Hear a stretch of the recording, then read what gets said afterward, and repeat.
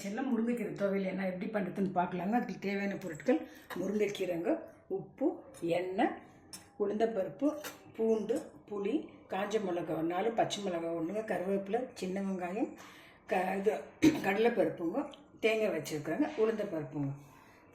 எண்ணெயில் வறுத்துக்கலாங்க. கீரை எண்ணெய் நல்லா எண்ணெயில் வறுத்துக்கலாங்க ஃப்ரெண்ட்ஸ். போட்டு வைக்கணும்னா வெங்காயம் தேங்காய் போட்டுக்கலாங்க. இப்போ கீரை போட்டு வதக்கிடலாங்க.